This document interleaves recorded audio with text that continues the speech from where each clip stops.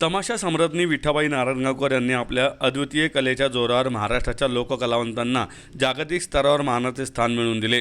त्यांचे जीवन, संघर्ष आणि कलाप्रवास हा महाराष्ट्राच्या सांस्कृतिक वारशाचा अमूल्य ठेवा आहे।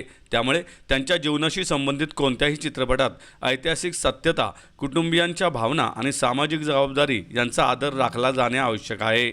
मात्र आगामी इठा चित्रपटाच्या टीजरमध्ये मूळ इतिहासाची तोडफोड करून चुकीची माहिती दाखवण्याचा प्रयत्न करण्यात आल्याचा गंभीर आरोप विठाबाई नारायणगावकर यांचे नातू व राज्य शासनाच्या ज्येष्ठ कलावंत अनुदान समितीचे सदस्य धनंजय खुडे यांनी पत्रकार परिषदेत केला आहे। यावेळी विठाबाई नारायणगावकर यांचे नातेवाईक, विविध सामाजिक, सांस्कृतिक व तमाशा क्षेत्रातील संघटनांचे प्रतिनिधी उपस्थित होते। धनंजय खुडे म्हणाले की चित्रपट हे अत्यंत प्रभावी माध्यम असून त्यामधून सादर होणारी माहिती समाजासाठी इतिहासाचा संदर्भ बनवत असते। त्यामुळे कोणत्याही ऐतिहासिक व्यक्तिमत्वाचा इतिहास काल्पनिक स्वरूपात किंवा वस्तुस्थितीपासून दूर जाऊन सादर होणार नाही याची काळजी घेणे ही निर्माते व दिग्दर्शकांची नैतिक जबाबदारी आहे। चित्रपट निर्मात्यांनी कुटुंबियांशी चर्चा करून ऐतिहासिक नोंदींची पडताळणी करावी, वादग्रस्त बाबींचा फेरविचार करावा आणि विठाबाई नारायणगावकर यांच्या कार्याला व इतिहासाला न्याय मिळेल अशी भूमिका घ्यावी, अशी आमची ठाम मागणी असल्याचे त्यांनी स्पष्ट केले। विठाबाई नारायणगावकर यांच्या चरित्रावर आधारित चित्रपटाची निर्मिती करताना संपूर्ण कुटुंबियांची संमती घेणे आवश्यक होते। मात्र दिग्दर्शक लक्ष्मण उत्तेकर यांनी अशी कोणतीही परवानगी घेतलेली नसल्याचा आरोपही धनंजय खुडे यांनी केला आहे। लोककलेच्या परंपरेचा सन्मान राखण्यासाठी आणि भविष्यात कोणताही तमाशा या लोककला संदर्भात समाजात गैरसमज निर्माण होऊ नये यासाठी चित्रपटात आवश्यक ते बदल करावेत, अन्यथा चित्रपट निर्माते व संबंधितांवर कायदेशीर कारवाई आणि अब्रू नुकसानीचा दावा दाखल करण्यात येईल। त्याचबरोबर तीव्र स्वरूपाचे राज्यव्यापी आंदोलन देखील करण्यात येईल असा इशाराही यावेळी खुडे यांनी दिला आहे। माझं नाव धनंजय महादेव खुडे नारायणगावकर। आपण पाहिलं बऱ्याच या दिवसांमध्ये की जो चित्रपट येतोय इठा, खरं तर त्याचं नाव विठा पाहिजे, परंतु त्यांनी इठा केलंय। तर त्या मूळ इतिहासाशी, चित्रपटातल्या मूळ इतिहासाशी तोडफोड करून विठाबाई नारायणगावकर या चित्रपटाला त्यांनी जे प्रेझेंट केले, मूळ इतिहासाची तोडफोड करून त्याला आमचा आक्षेप आहे।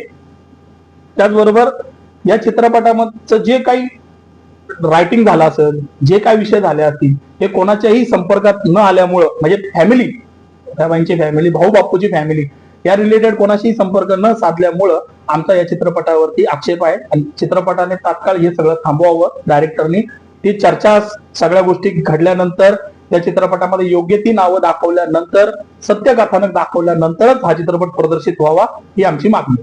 चित्रपटामध्ये त्यांनी दाखवलंय की विठाबाईंचा तमाशा सुरू होताना हे त्यांनी दाखवलंय की भाऊ गावकर तमाशा मंडळ, भाऊ गावकर तमाशा मंडळ। आता हे भाऊ गावकर जे नाव आहे, मुळात हे नावच नव्हतं, हे चुकीच्या पद्धतीने त्यांनी त्या ठिकाणी दाखवलेलं आहे। भाऊ बापू नारायणगावकर हे असं नाव होतं आणि हा तमाशा होता। त्याच्यामुळं या चित्रपटामध्ये जे काही त्यांनी दृश्य दाखवले असतील, त्याचबरोबर या चित्रपटामध्ये त्यांनी एक फोटो असा दाखवला की विठाबाई नारायणगावकर तमाशा मंडळाला भारताचे पहिले राष्ट्रपती राजेंद्र प्रसाद यांच्या हस्ते पुरस्कार देतात।